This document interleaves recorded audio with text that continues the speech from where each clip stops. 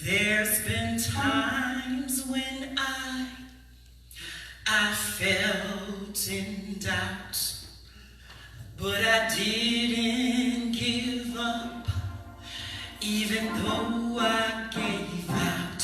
Seems like someone lost got all in my way, but the road got longer the more I went. But when it seems like I couldn't make it alone, I kept right on ringing and walking on and say, Lord,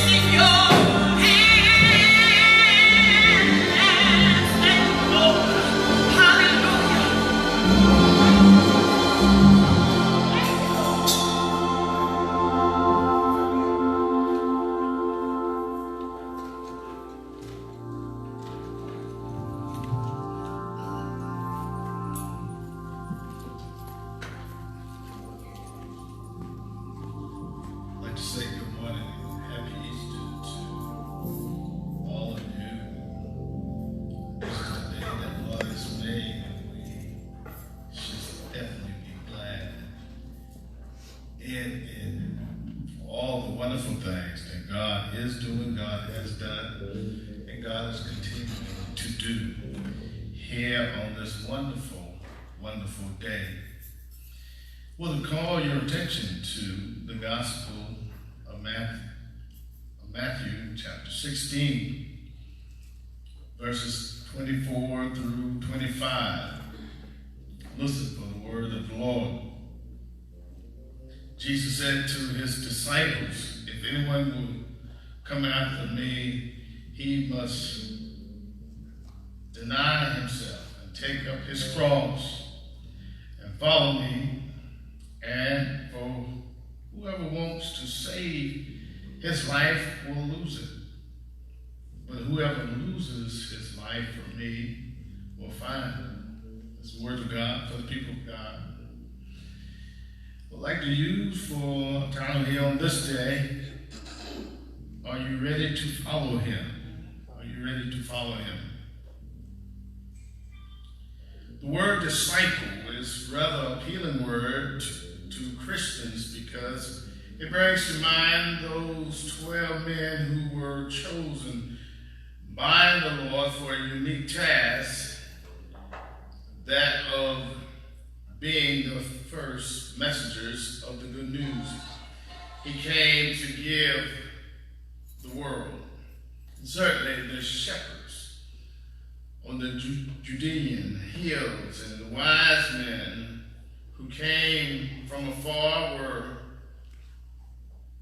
able and heralds of the Savior, but they did not have an opportunity to know the very essence of his gospel.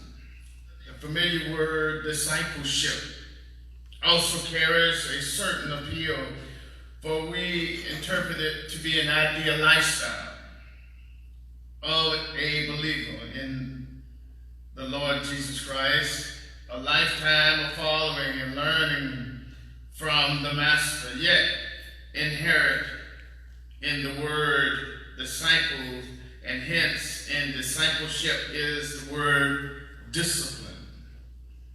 We do not find the same appeal in the word discipline because it has negative overtones. And the question for us here this morning that we must ask ourselves, are we really disciplined? Something about that. When we hear the word discipline, it carries that negative overtone, but then it brings us to a true reality. In the words discipline, it will reveal our relationship with Jesus. It will also show just where we stand as a true believer. It is very unique that one may come to church, but at the same time, just how disciplined he or she may be. One may be in the church, but just how disciplined are you? We need to ask that true question. And if we know we are not really disciplined, then the truth being told, then how can we follow him? Just on ordinary terms, if we're not doing what we say that we should be doing in friendship, then how can we follow Christ?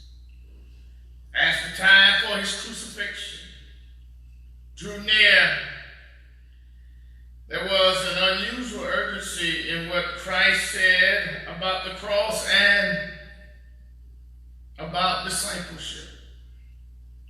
Here, my sisters and brothers, Jesus began to explain to his disciples that he must go to Jerusalem and suffer many things at the hands of the elders and the chief priests and the teachers of the law, and that he must be killed on the third day and be raised to life.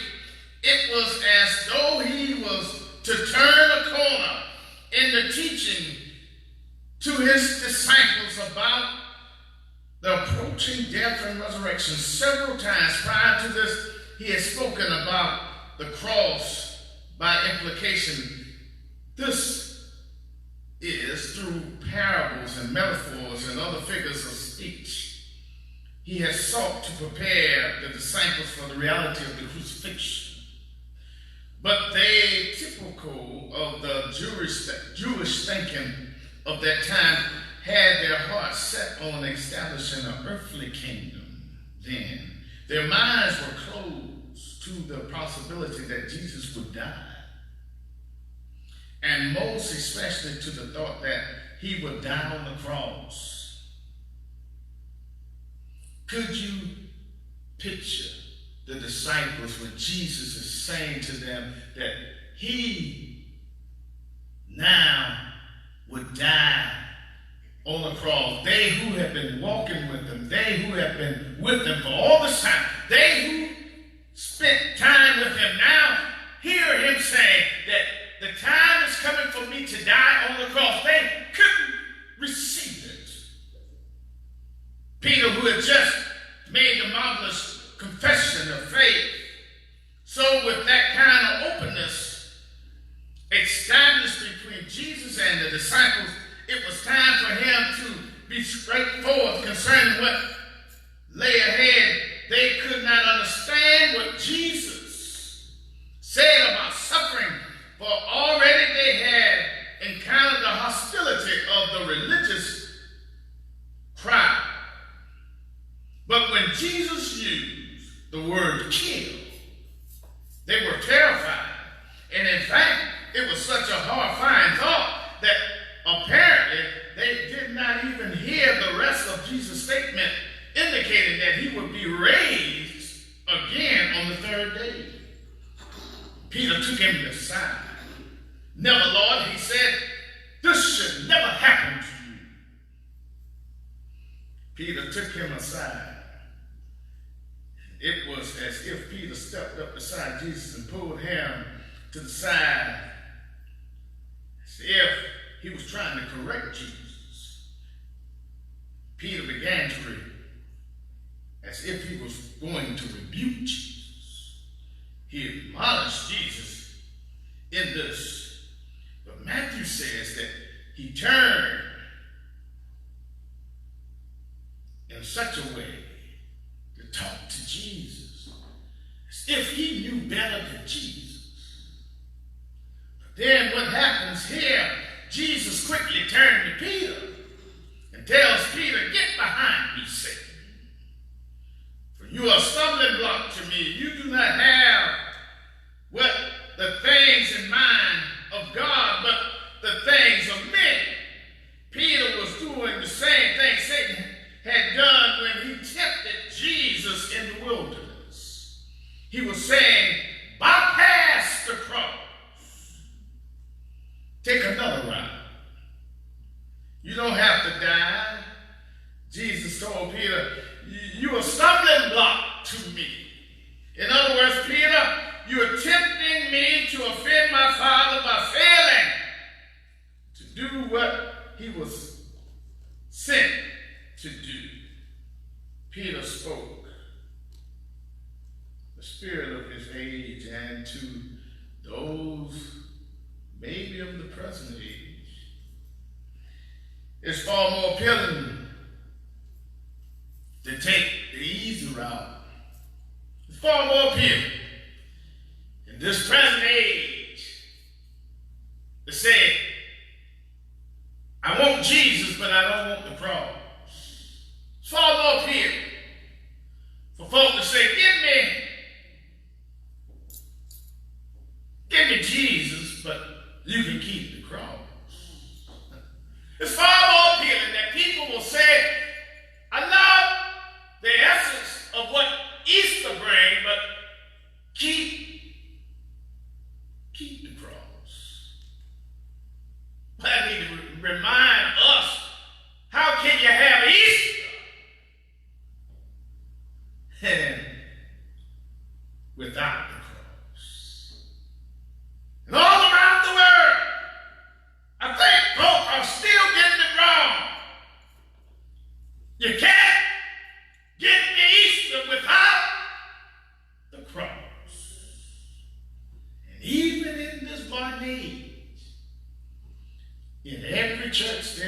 remembrance of the cross, but yet most folk still don't want the cross.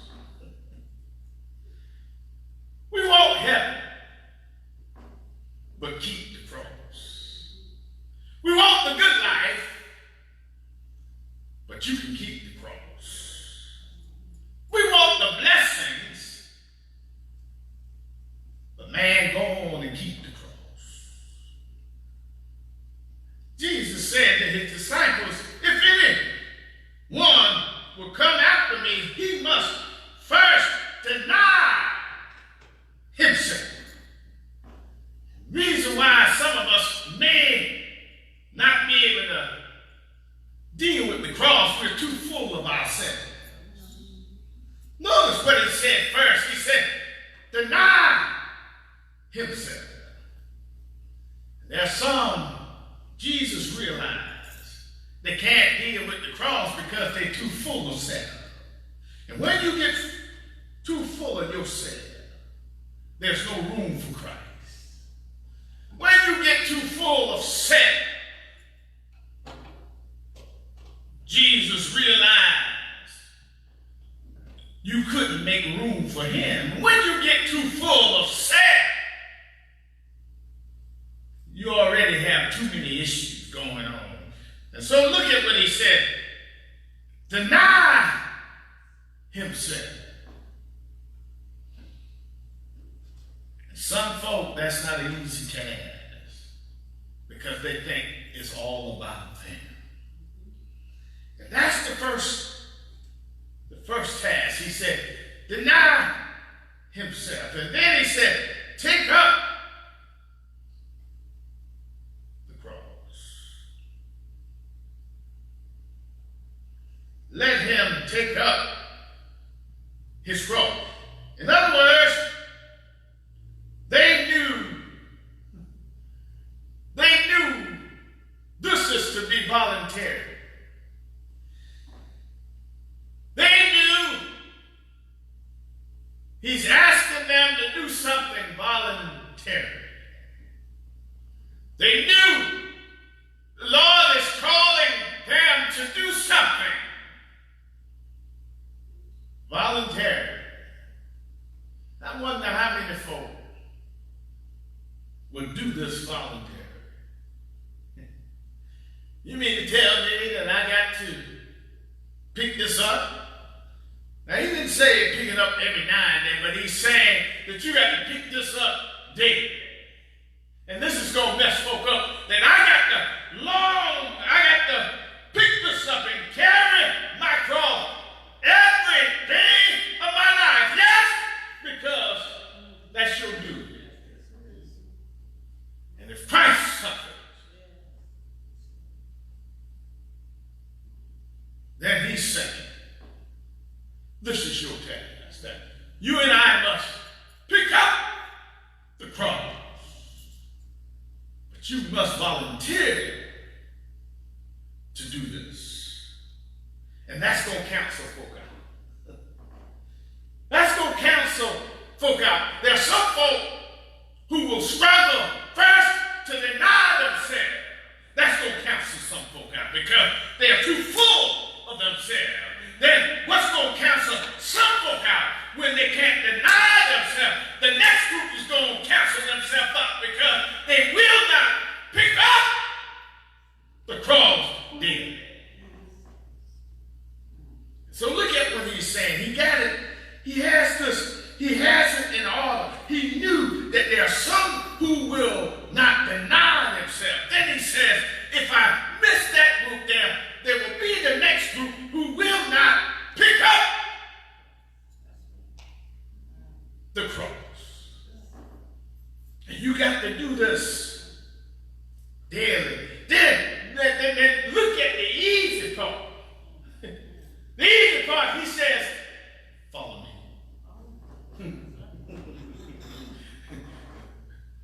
I hear people quote this, but they miss the instructions. They miss the instructions. He gives you, he said, before you follow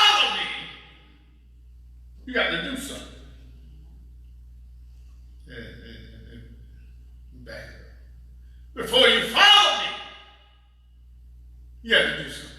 See, when I was growing up, this old game we used to play called a horse. Anything that person did, you had to do with the basketball. And some folk were creative. They do a 360. And we said, oh, go ahead and give me an H. I can't do that. Go on and give me, go ahead. H. The real good player knew that there were certain things you couldn't do. And that was the object of the game, that folk would be so creative to make sure to give you that letter. We had cousins that would go up in the tree and shoot the ball. Your turn. We would just sit there and think, how can I get this person to get this? But here, Jesus sits and he says, if you're going to follow me, oh, you don't have to be a rocket scientist. He said, first deny yourself. And there are some folk who will fool themselves, that they are not full of self. And then he says, pick up your cross. And you can tell if anybody is carrying the cross. You can tell. Because you can no longer be the same. You can no longer be the same. And this is why when we hear the words that says it was at the cross where I first saw the light and the burdens of my heart rolled away. It was there by faith I received my sight, and now I am happier all the day. But I think the church may sing it, but they didn't hear the words. The songwriter said it was at the cross where I first saw the light. And this, my sisters and brothers, there's no way no one can be the same in life if you ever allow Jesus to come into your life and into your heart. So I ask again, are you ready? Are you sure you're ready to follow him? Coming to church is easy. But the question is, are you ready to follow him? Are you ready to follow him? That's the question. Because when he rose on Easter, now the question is, who will follow him? Who will follow him? In the name of the Father, the Son, and the Holy Spirit. Amen. Will you pray with me? Eternal and everlasting Father, Lord, we give you thanks for who you are and what you've done. Continue to empower us. Continue to allow us to understand who you are.